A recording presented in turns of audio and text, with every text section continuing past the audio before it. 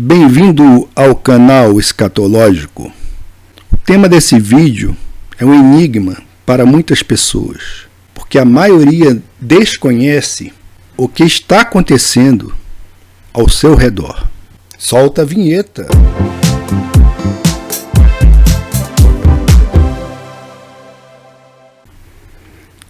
Então, pessoal, hoje vamos falar a respeito de engenharia social. A nova ordem mundial, ou sistema de gerenciamento internacional, é o gerenciamento por engenheiros sociais. Então, é o gerenciamento por engenheiros sociais da realidade em que vivemos, ao invés de um governo que é baseado em uma Constituição, seja ela escrita ou não. Sabemos que a nova ordem mundial é uma manobra dos donos e opressores do mundo, com vistas à implementação do domínio total.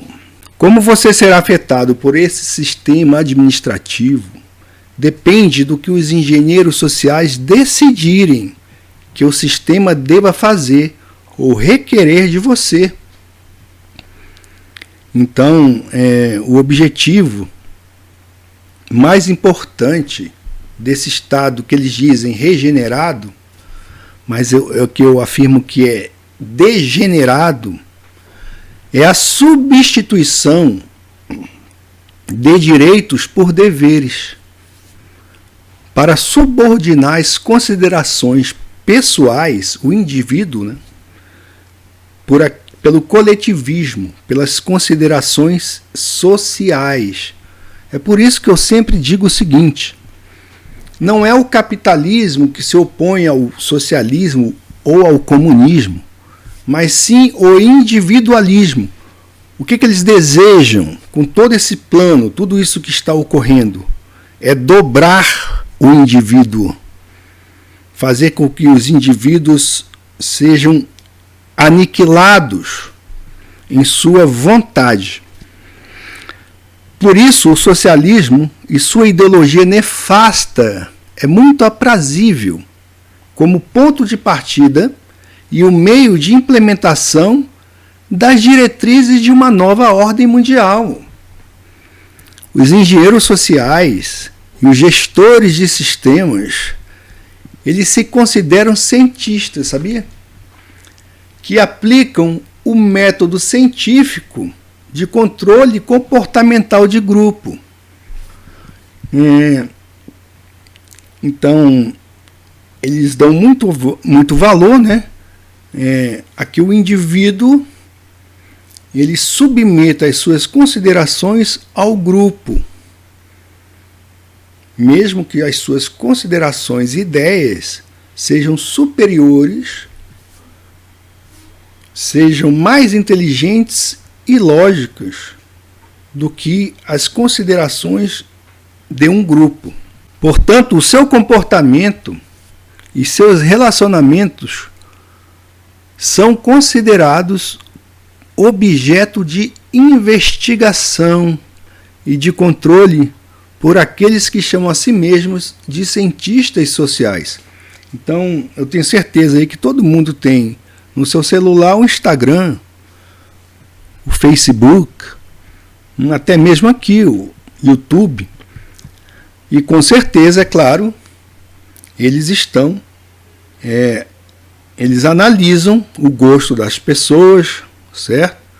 E ali eles estão fazendo considerações de natureza social, ou considerações, ali são dados, eles recebem dados para elaborarem o plano de engenharia social. Portanto, eu e você somos cobaias de laboratório e não temos nenhuma autoridade de decisão. E muitas vezes nenhum conhecimento dos experimentos que envolvem a nossa pessoa. Então, temos que ter isso bem claro. que se a nova ordem mundial for totalmente implementada, a independência, individualidade, liberdade que você ainda tem hoje, simplesmente vai desaparecer. Então, a individualidade, independência, liberdade, tudo isso vai desaparecer. Essa engenharia social também consiste em condicionamentos produzidos pela mídia de massa, com vistas à implementação da agenda que os engenheiros sociais julgam necessária para alcançar os seus objetivos. Então a gente pode ver isso de modo constante em programecos televisivos veiculados por aquilo que a maioria, grande parte das pessoas hoje em dia, né, tem rotulado como mídia lixo, que milhares de pessoas acompanham e consomem diuturnamente. Então vou mostrar a vocês aqui, pessoal, um exemplo de manipulação com vistas a levantar discussão sobre o tema, por exemplo, da alimentação dos seres humanos e que possui correlação com a agenda da nova ordem mundial e cuja origem vem da mente deturpada, não se engane, desses ditos engenheiros sociais.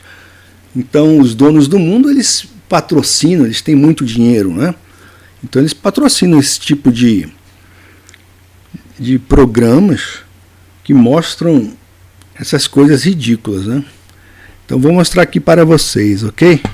Bom, pessoal, então aqui ó, é o programa aí da Eliana, e Maiara e Maraísa comem barata nesse programa, ok? Meninas aí, artistas conhecidas, elas juram que estão consumindo barata como fonte de proteína. Bom, sabemos que os senhores do mundo têm impingido a ideia de um aquecimento global, a existência de um efeito estufa. Não sei se vocês sabiam disso, que aumenta a proliferação de CO2. Então eles dizem que o peido do gado bovino, eles falam isso, colabora para esse tipo de coisa, já que incrementaria a quantidade de gás metano na atmosfera, aumentando desse modo o efeito estufa. Como pretexto, ou com esse pretexto, eles têm um plano de reduzir o rebanho bovino para substituir a fonte de proteína que consumimos de carne bovina para insetos. E eles têm feito também muita propaganda de carne feita aí de erva, carne feita de folhas, né, de vegetal, carne vegetal. Então você vai no açougue hoje, você vê lá carne vegetal. Isso tudo já é um condicionamento. E aí eles querem também implementar o consumo de proteína derivada de insetos, ok? Sabemos que a China possui fazendas de baratas, sob o pretexto que elas ajudam a reduzir o lixo. Sabemos que por detrás também dessa agenda existe ainda a ideologia vegana, que não vê com bons olhos o consumo de carne pelos seres humanos. E isso, pessoal, já foi advertido nas escrituras sagradas tem muito tempo, como sendo algo de origem demoníaca. É só você procurar, tá? E vai saber do que eu estou falando. Bom, o mais interessante é que todas essas manobras, ou pelo menos grande parte dela, já foi de certa forma prevista em um livro muito interessante que eu recomendo vocês lerem. E é esse livro aqui, este livro aqui, ó. Este livro aqui, de Aldous Huxley, Admirável Mundo Novo. É muito interessante esse livro, tá? Já falei a respeito dele no canal. Vou ver se encontro o vídeo e deixo aí na descrição ou na tela final, ok?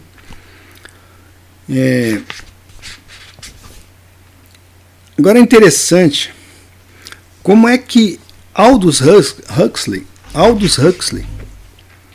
é interessante como Aldous Huxley, como é que ele, Aldous Huxley, sabia disso tudo. E ele escreveu um livro considerado profético. Mas isso é algo que pode ser explicado por conta da sua origem. Vamos ver aqui. Bom, o Aldous Huxley é interessante, tá, pessoal? Ele nasceu em 1894 e morreu em 1963. Então, ele morreu no mesmo dia que o John Kennedy foi assassinado. E também no mesmo dia que C.S. Lewis, Clive Stamp Lewis, C.S. Lewis, morreu também. Então, esses três personagens históricos, né, podemos dizer assim, morreram no mesmo dia. John Kennedy, Aldous Huxley e C.S. Lewis, 22 de novembro de 1963. E ele era membro, aqui no mundo desses, todos deveriam ler Admirável Mundo Novo. Então ele está falando aqui de Aldous Huxley, membro de uma família da elite britânica. Então ele era da elite britânica, envolvida com discussões que iam da teologia ao darwinismo. Huxley inventou esse mundo admirável para denunciar o risco das utopias, o sonho de um mundo perfeito. Bom, com certeza ele já conhecia essa agenda, não é? Essa agenda dos donos do mundo. Então ele fez apenas o quê? Ele colocou aqui, em forma de um romance, uma distopia, a agenda planejada por eles. Então, é assim, tem muitos detalhes que ele deixa escapar, né? Porque o livro foi escrito na década de 30. Entretanto, no prefácio desse livro, e essa tradução aqui é a tradução da reedição do livro, que foi lançado em 1932, tá? A primeira edição dele. E 15 anos depois, em 1946, ele escreveu o prefácio desta reedição. E nesse prefácio, ele afirma que a energia nuclear seria o motivo de grandes transformações sociais e faz referência aos cientistas nucleares como uma espécie de sacerdotes, ok? Essa, aliás, né, nós sabemos, é a imagem que muitos ainda hoje possuem sobre os cientistas, né, que são sacerdotes de uma nova religião. Isso aí a mídia, né, tem jogado aí para o gado de modo assim bem claro, né? Essa fixação pela energia nuclear como fator principal de mudança social, eu acredito, é claro, vinha do fato bem recente das explosões atômicas em Hiroshima e Nagasaki. Então, a época, né, que ele escreveu este prefácio, que foi em 1946. Bom, mas eu quero ler partes aqui deste prefácio. Isso com o objetivo para que a gente possa se localizar, né? Para que possamos nos localizar a que altura estamos na linha do tempo, ok? Da implementação dessa agenda da nova ordem mundial, dita nova ordem global, pelos donos do mundo. Então vamos ler aqui. Eu sublinhei algumas partes, tá? O tema de Admirável Mundo Novo não é o avanço da ciência em si. É esse avanço na medida em que afeta os seres humanos. Os triunfos da física, da química e da engenharia são tacitamente dados como suposições. Agora preste atenção. Os únicos progressos científicos descritos especificamente são os que se relacionam com a aplicação aos seres humanos dos resultados de futuras pesquisas nos terrenos da biologia, da fisiologia e da psicologia. Aí ele fala a respeito de Sade, Marquês de Sade, que propôs uma revolução, a revolução da sexualidade, né, por assim dizer. E ele fala que Sade era um lunático e a meta mais ou menos consciente de sua revolução era a destruição e o caos universal.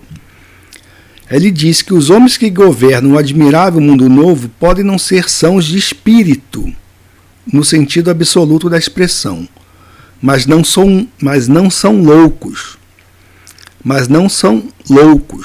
Sua meta não é a anarquia, e sim a estabilidade social. É para alcançar essa estabilidade que eles realizam por meios científicos, engenharia social, a revolução última, pessoal, verdadeiramente revolucionária. Aí ele fala: terão de haver algumas ampliações e algumas amputações. O mesmo tipo de ampliações e amputações que vem ocorrendo desde que a ciência aplicada realmente se pôs em marcha, mas desta vez serão bem mais drásticos do que no passado. Essas operações, nada indolores, serão dirigidas por governos totalitários altamente centralizados. Então, o que tem ocorrido aí? Né?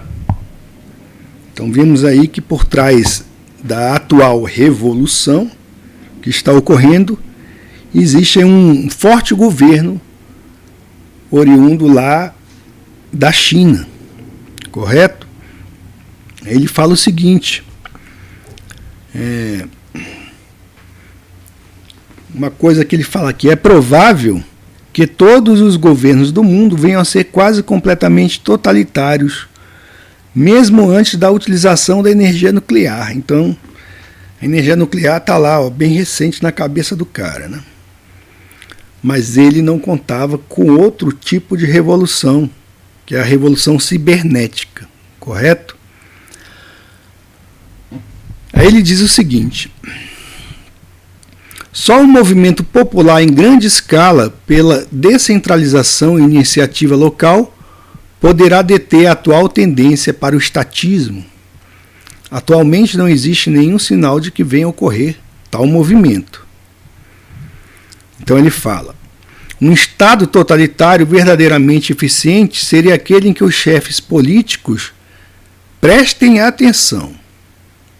Um Estado totalitário verdadeiramente eficiente seria aquele em que os chefes políticos de um poder executivo todo-poderoso e seu exército de administradores, engenharia social, tá, pessoal, controlassem uma população de escravos que não tivessem de ser coagidos, porque amariam sua servidão. Fazer com que eles a amem é a tarefa confiada nos estados totalitários de hoje aos ministérios da propaganda, diretores de jornais e professores. Então nós vivemos hoje, no nosso país, né, a gente pode ver isso, o aparelhamento desses braços, né, que na verdade são braços do Estado, a propaganda, diretores de jornais que não são independentes, mas são providos pelo Estado, e professores que, ao invés de ensinar alguma coisa, eles implementam ideologias espúrias na mente de crianças, né, de adolescentes. Então, esses métodos, ele diz aqui, seus métodos, porém, são ainda primitivos e pouco científicos. Então é algo mais assim como erro e acerto, e eles vão justamente coletando informações e também estudando as reações àquilo que eles fazem. Então, é bem interessante isso aqui, né? Muito antes da mídia de massa ter o alcance que tem hoje, o Aldous Huxley, ele já disse como deveria ser feito. Ele está apenas nos alertando.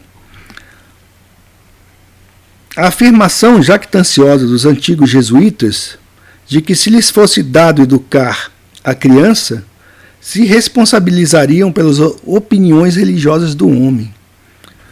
Não era mais do que o produto da racionalização de um desejo.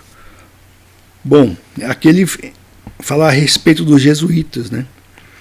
Então, como já foi dito aqui no canal, eles controlam hoje o currículo escolar. E certamente eu conheço pessoas aí que tiveram aí a mente lavada por esses caras, ok? E isso aqui, ó, eles se responsabilizariam pelas opiniões religiosas do homem, certo? Os jesuítas surgiram como uma reação à reforma protestante, certo? E Lutero dizia que a sua consciência estava cativa pela palavra de Deus e ele não se submeteria ao papado. E o papado hoje, né, já foi aí controlado. Temos aí um papa, né? Eles têm o papa jesuíta, que é comunista e certamente faz parte aí de todo esse escrutínio, ok? Faz parte de toda essa engenharia social. Os maiores triunfos da propaganda têm sido obtidos não por atos positivos. Agora veja isso aqui, vejam isso. Agora prestem atenção. Ele diz: os maiores triunfos da propaganda têm sido obtidos não por atos positivos, mas pela abstenção. Olha só, vejam só. Grande é a verdade, mas ainda maior do ponto de vista prático é o silêncio em torno da verdade. Quer que leia de novo? Para não voltar? Grande é a verdade, mas ainda maior do ponto de vista prático é o silêncio em torno da verdade. Então, nós sabemos aí, por exemplo, né, sobre a verdade da cosmologia bíblica, a respeito aí da nossa Terra plana, o sistema fechado, coberto por um domo, que não pode ser invadido. Nós sabemos que não existem criaturas de outros planetas, nada disso, né? E sabemos aí que existem anjos e demônios, ok?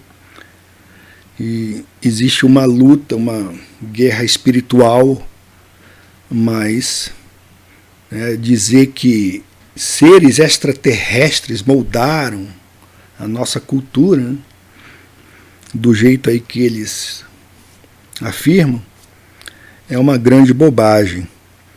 Mas então, o silêncio em torno da verdade. Vemos aí que pessoas que dizem crer nas escrituras, elas silenciam em torno da verdade.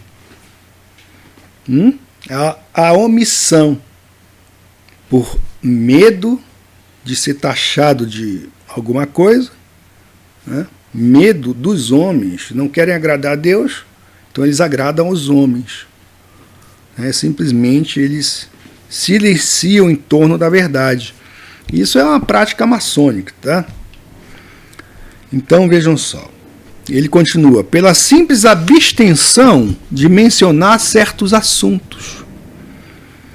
Então eles se abstêm de discutir determinados assuntos, pela interposição do que o Sr. Churchill denomina uma cortina de ferro entre as massas e os fatos ou argumentos que os chefes políticos locais consideram indesejáveis. Os propagandistas totalitários têm influenciado a opinião com muito mais eficácia do que poderiam tê-lo feito pelas mais eloquentes e invectivas, pelas mais convincentes refutações lógicas. Então isso aqui é uma das razões porque o tema Terra plana incomoda tanto, tá? Porque vai justamente contra essas estratégias dos donos do mundo, que é o silêncio em torno da verdade e que tem silenciado muitos cristãos, né? Mas o silêncio não basta. Se você quiser evitar a perseguição, a liquidação e outros sintomas de atrito social, os aspectos positivos da propaganda deverão ser tão eficazes como os negativos. Os mais importantes projetos Manhattan do futuro serão vastas pesquisas sob patrocínio governamental em torno do que os políticos e os cientistas participantes chamarão o problema da felicidade. Um parênteses. Projeto Manhattan foi o projeto que resultou na criação, projeto secreto, que resultou na criação da primeira bomba atômica. Então, o problema da felicidade, ele diz, em outras palavras, o problema de fazer com que as pessoas amem sua servidão. Sem segurança econômica, o amor à servidão simplesmente não pode existir. Aí ele fala, para efetuar essa revolução, precisamos, entre outras coisas, das descobertas e invenções enumeradas a seguir. Primeiro, uma técnica de sugestão consideravelmente aperfeiçoada. Então temos aí, falamos sobre HARP, né? Falamos aí sobre o controle mental. Aí ele fala, pelo condicionamento infantil.